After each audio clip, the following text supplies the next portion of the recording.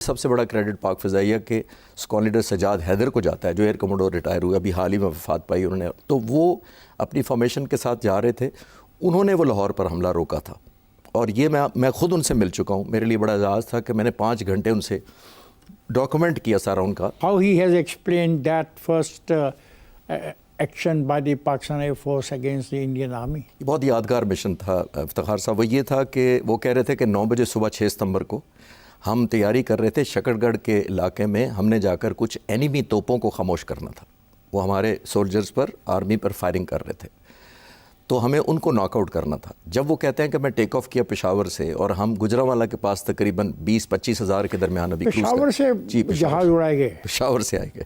یہ اسکواڈ پشاور میں تھا، 19 اسکواڈ جو وہ کمانڈ کر رہے تھے. تو وہ کہتے ہیں جب میں گجرانوالہ کے اوپر ہائی آلٹیٹیوڈ پہ تھا. ہائی آلٹیٹیوڈ اس لیے رکھتے ہیں کہ آپ کا فیول بچ سکے، اور جب آپ دشمن کے قریب جاتے ہیں تو پھر آپ لو لیول چلے جاتے ہیں. وہاں فیول کی کنزمپشن لو لیول پہ زمین کے قریب زیادہ بڑھ جاتی ہے. تو وہ فیول بچانے کے لیے، کیونکہ آپ نے ڈسٹنس خود ہی پوائنٹ آؤٹ کیا ہے، تو وہ ہائی آلٹیٹیوڈ پہ تھے. وہ کہہ رہے تھے میں کوئی 25,000 فٹ پہ جا رہا تھا گجرانوالہ. اب ہم نے ڈائیو کرنی تھی ٹورڈ شکر گڑھ، تو ہمیں حکم دیا گیا کہ اٹاری چلے جاؤ. اور دلچسپ بات یہ ہے کہ ان کا تعلق بلوچستان سے تھا، تو ان کو اٹاری کی جگہ نہیں پتہ تھی زبانی. تو وہ خود مجھے بتاتے ہیں کہ میں نے ریڈار سے پوچھا کہ یہ اٹاری کدھر ہے، تو اس نے کہا سر واگا بارڈر چلے جائیں، واگا بارڈر سے انٹری ہو رہی ہے. تو وہ کہتے ہیں کہ میں 6 جہازوں کے ساتھ تھا. 4 اس میں سے جو اسلحے کے ساتھ تھے اور 2 اسکارٹ تھے، یعنی پروٹیکشن کے لیے تھے. 6 کے 6 پہنچے واگا بارڈر لاہور کے اوپر سے. وہ کہتے ہیں ہم لو لیول گزر کر پہنچے، اور انہوں نے یہ ان کی زبانی میں آپ کو سنانے لگا ہوں. وہ کہتے ہیں کہ میں جب واگا بارڈر پہنچا تو میں نے دیکھا کہ کچھ ٹینک سڑک پر چڑھنے کی کوشش کر رہے ہیں.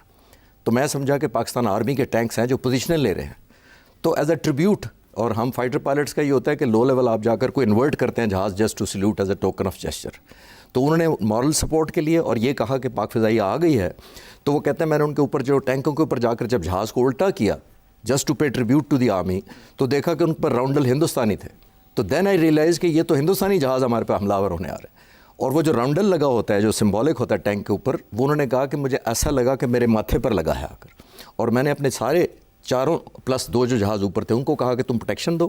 اور ہم 4 نے 17 منٹ تک، 17 منٹ بہت ہوتے ہیں ایئر کامبیٹ کے سینس میں یا ایئر ٹو گراؤنڈ اٹیک کے لیے. تو 17 منٹ تک وہ کہتے ہیں کہ ہم نے ایئر ٹو گراؤنڈ میں تمام راکٹ کسی گاڑی، کسی فیول کو، کسی ایمونیشن کی گاڑی کو، کسی ٹینک کو نہیں بڑھنے دیا. اور وہ کہہ رہے ہیں وہ دن 9 بجے کا ٹائم تھا تقریباً، اور آسمان گرے کلر کا ہو گیا تھا. اتنا دھواں ان کے پیٹرول سے، ان کی ایمونیشن جن کو ہم نے فائر کیا تھا.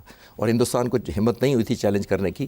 اور سو مچ سو کہ وہ جو 2 اوپر جہاز اسکارٹ کر رہے تھے انہوں نے بھی ریکویسٹ کی لیڈر سے کہ ہمیں بھی کچھ باری لینے دیں. تو یہ ایک ہسٹوریکل مشن ہے جسے لاہور کا اٹیک روکا تھا.